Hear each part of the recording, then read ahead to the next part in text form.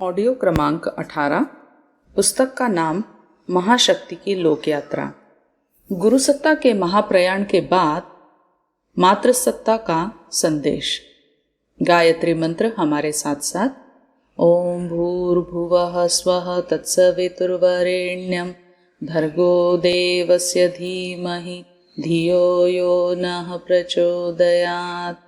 बच्चों, तुम्हें मालूम होना चाहिए कि यह मिशन किस तेजी से बढ़ता हुआ चला जा रहा है। उसमें आप लोगों का क्या योगदान होना चाहिए? आप लोगों का जो योगदान होना चाहिए वह है हिम्मत का, साहस का, बुजदिली का नहीं, रोने और चिल्लाने का नहीं होना चाहिए। भावना और भावुकता में अंतर होता है। भावुकता हमें बुजदिली सिखाती है, भावुकता हमें कायरता सिखाती है, और भावना हमें यह सिखाती है कि अपने इष्ट के प्रति जो हमारा समर्पण है उसके लिए हमें क्या करना चाहिए। कि आप जब अपने घर से आए थे, आपकी क्या भावनाएं थी? यही थी ना कि हम गुरुजी के लिए, गुरुजी के कार्य के लिए तथा मिशन के लिए, समाज सेवा के लिए, राष्ट्र के उत्थान के लिए हम यह संकल्प लेते हैं कि हम आजीवन का कार्य करते चले जाएंगे। यही थी ना बेटे। मैं एक बात और यह कह रही हूँ कि पूर्व में आपकी जो भावनाएं थी वही विद्यमान रहनी चाहिए। जब से उनमें मिल जाएं और वो हमें मिल गए तो एकाकार हो गए तो अब अलग कहाँ रहे। समय समय पर जो हमारे अंदर कुसंस्कार उदय होते रहते हैं, उन कुसंस्कारों को तो हमें हटाना चाहिए और सत्संस्कारों का उदय होना चाहिए। हमारे हर कार्यकर्ता शक्तिशाली दिखाई पड़ने चाहिए, जैसे हनुमान जैसे, अर्जुन जैसा, एकलव्य जैसा, शिवाजी जैसा। उसका चिंतन और चरित्र दोनों ही उच्च स्तरीय होने चाहिए। जो चिंतन में होता है वही चरित्र में भी होता है, और जो चरित्र में होता है वही व्यवहार में भी होता है। यह व्यवहार में होता है तो स्वतः ही उसी प्रकार का वातावरण बना लिया जाता है। वह बाद में अपने आप बनता हुआ चला जाता है। गुरुजी जैसे बनो। बेटे, गुरुजी ने ऐसा ही तो किया था ना। बाल्यकाल से ही उन्होंने अपने चिंतन को इस तरीके से ढाला कि एक स्वयं सेवक की मनोवृत्ति उनके अंदर हमेशा से विद्यमान रही। जहां कहीं भी उन्होंने कार्य किया, लोग उन्हें सराहते रहे। सैनिक प्रेस में जब काम करते थे तो जो उनसे बड़े थे वे सबसे यही कहते थे कि कहिए साहब, मैं बाजार जा रहा हूँ, कोई आपका काम है क्या? उनने कहा, हमारी बीवी के बच्चा होने वाला है। अच्छा, दाई का प्रबंध करता हूँ। और कोई बात? हमारे पास चारपाई नहीं है। अच्छा, चारपाई का प्रबंध करते हैं। कहने का मतलब मेरा यह है कि उनमें जो स्वयंसेवी वृत्ति थी वही वृत्ति पनपती हुई चली आई। आप उनके जीवन में शुरू से ही करुणा, त्याग और संवेदना विद्यमान रही। मैंने एक घटना उस रोज सुनाई थी, शायद सभी कार्यकर्ता थे। बेटे, मैंने आपको एक कबूतर की घटना सुनाई थी और एक उस हरिजन महिला की सुनाई थी जिसमें कि उसके कीड़े पड़ गए थे और उन्होंने घाव धोया और मरहम लगाया।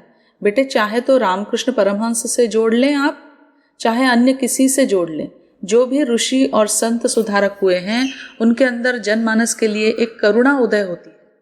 करुणा जब आ जाती है सारे विश्व कल्याण के लिए, तो वह तिल तिल करके अपने को समर्पित करता चला जाता है।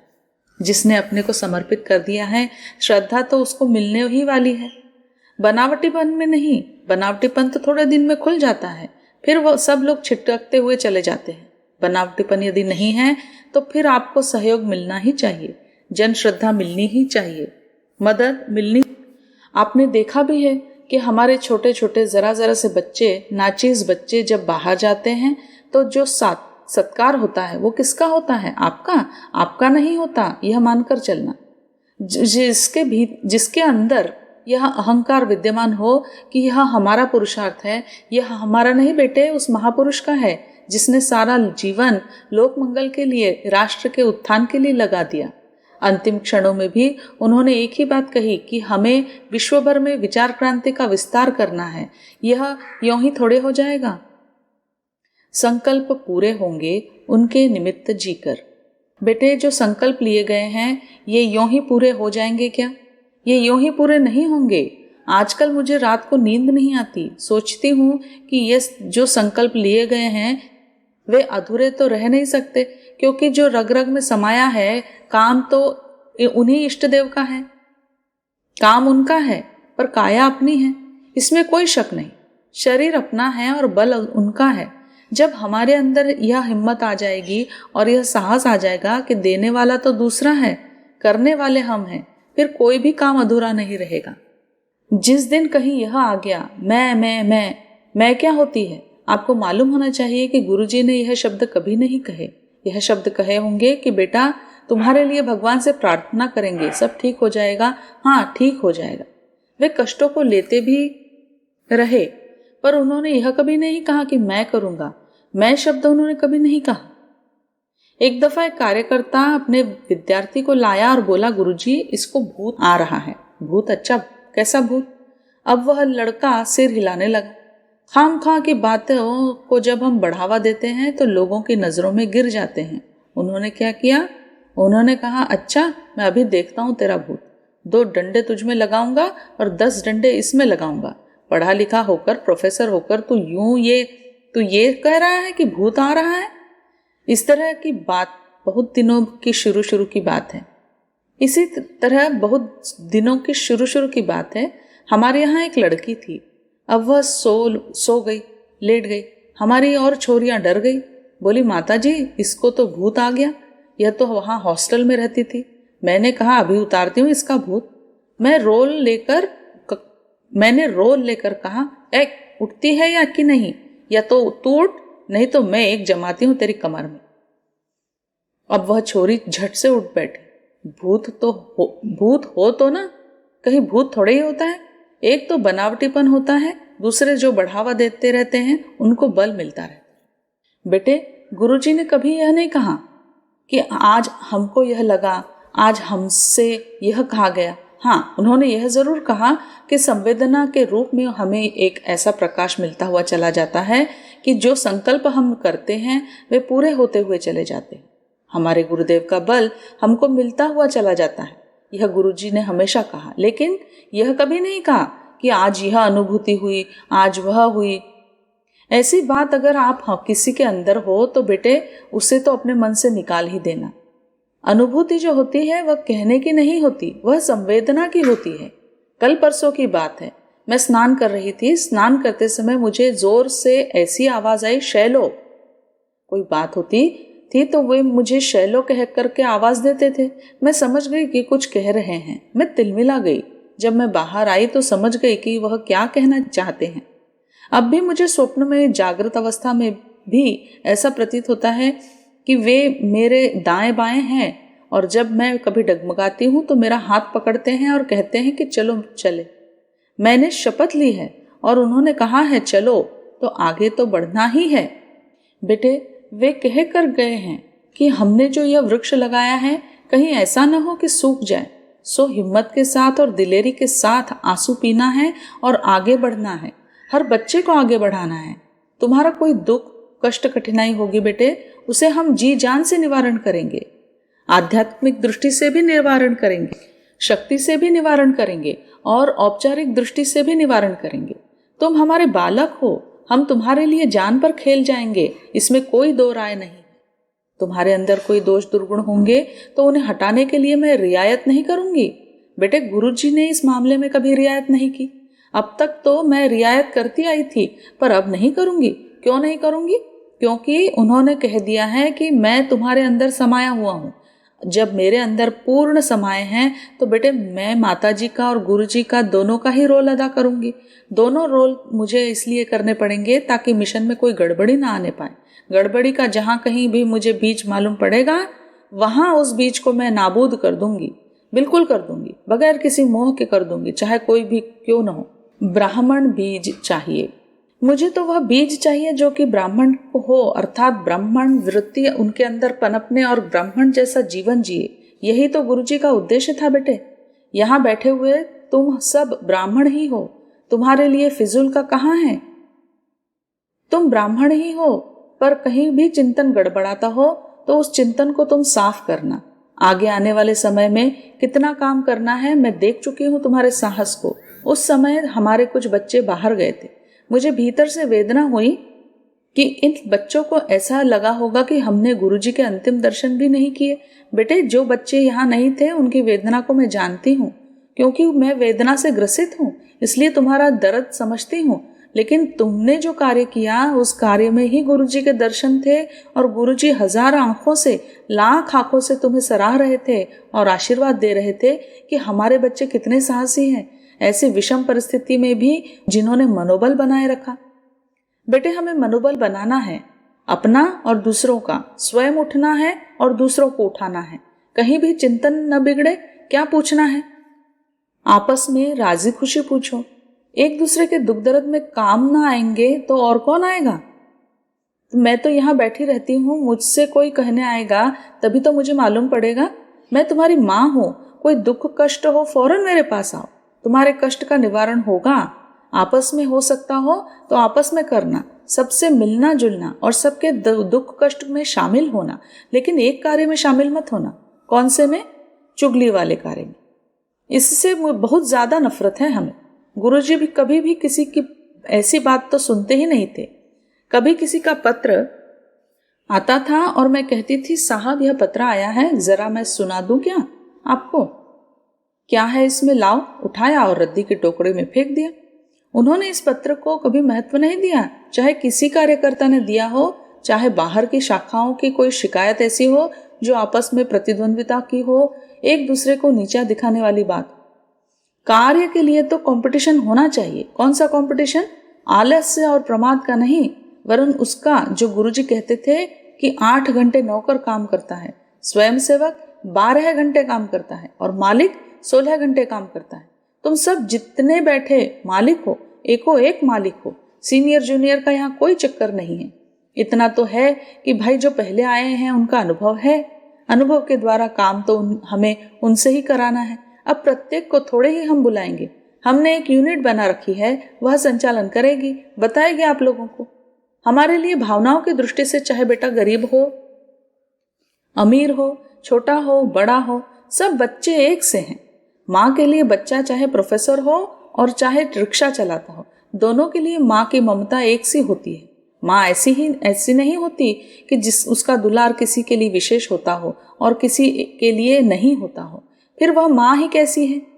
ठीक है, जो नजदीक आते जा रहते हैं, बार बार जिनको बुलाते रहते हैं कार्य के लिए, तो बेटा बुलाया ही जाएगा। कहाँ भी जाएगा। अब एक एक करके 500 आदमियों को कहाँ तक हम बुलाएंगे? दूसरे भी तो कार्य हैं जो जिससे संबंधित है, कार्य तो उन्हीं से कराएंगे। पत्र व्यवहार से संबंध है तो हमें संतोष तब होगा जब कुछ आउटपुट निकलेगा। रिस्पॉन्स कुछ भी न निकले और दिखा दे, साहब ये 2 चिट्ठी लिखी है, तो धिक्कार नहीं है? तुम्हारे लिए धिक्कार है और हमारे लिए उससे भी ज्यादा धिक्कार है। क्यों? मिशन का खाते हो, दबाव सारा मिशन के ऊपर पड़ता है और काम 1 घंटे का भी नहीं होता। ये सड़ना और सड़ाना, गलना और गलाना छोड़ना चाहिए और स्फूर्ति बनाए रखनी चाहिए।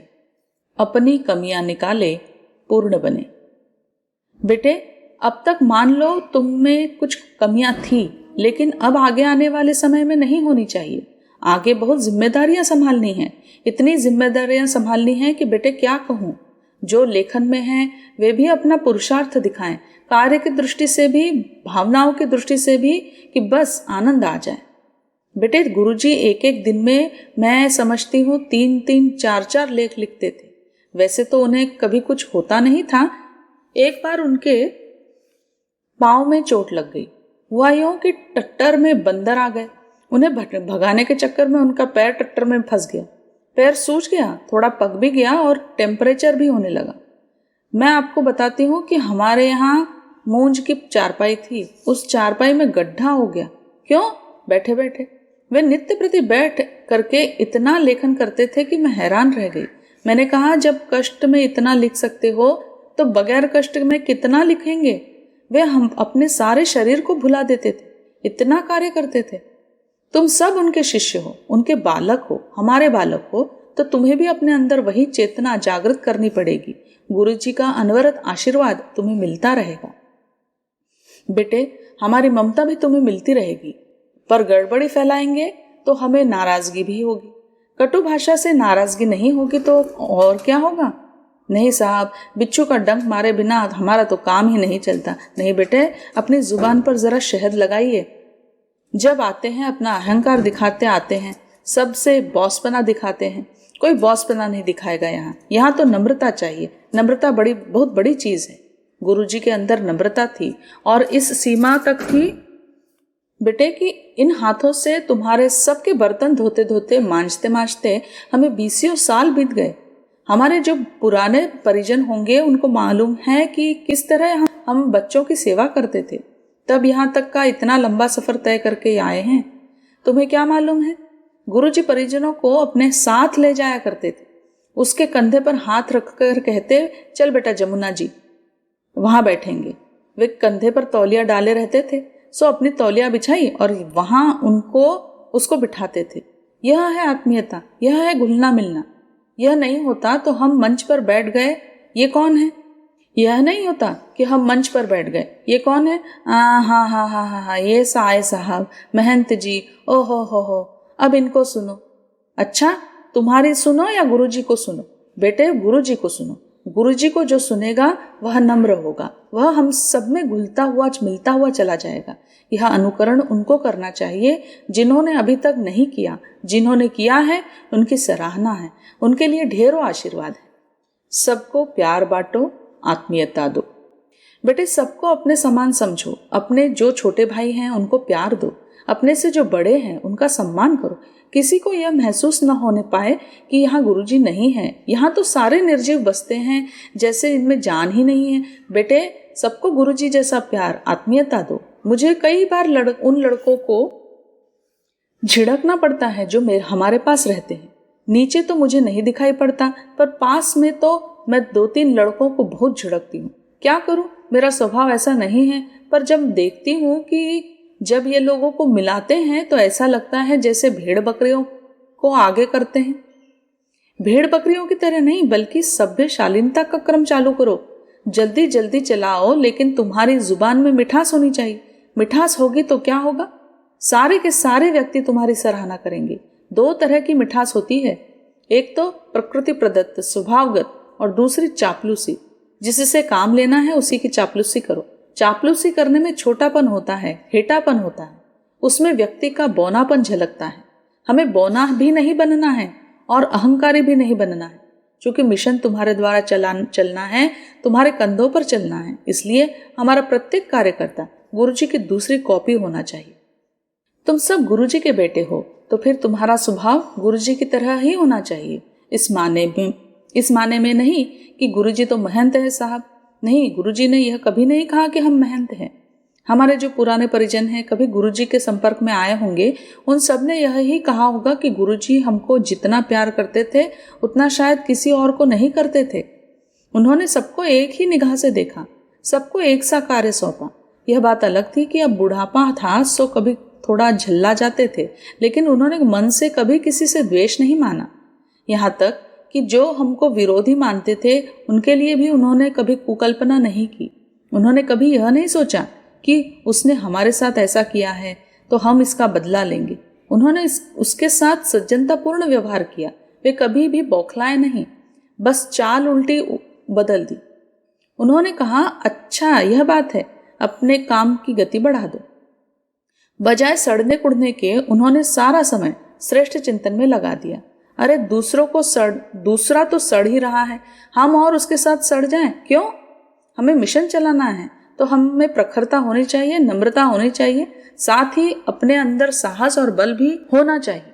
बेटे हम ऐसे बुजदिल भी ना हो कि कोई आए, हाँ साहब कौन है, अरे हम तो संत हैं, अच्छा तो एक इधर से भी दे जाइए और एक उधर से भी दे जाइए। ऐसा संत भी नहीं बनना है। मैं कई बार कह चुकी हूँ कि तुम लोग लाठी चलाओ, यह पुरुषार्थ का प्रतीक है। सारे आश्रमों की निगाहें हमारी तरफ जाती है। यह सब कहेंगे कि मरे मराए नहीं, जिंदा दिल लोग रहते हैं।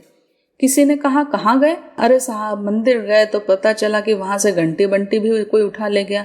उन्होंने कहा, यहाँ कौन बसते हैं? यहाँ तो निर्जीव है, जिन्हें यह भी ध्यान नहीं कि हम यहाँ मंदिर में बैठे हैं और यहाँ के से सामान भी चला गया। बेटे हमारे यहाँ भी सभी जिंदा दिल लोग भी रहने चाहिए।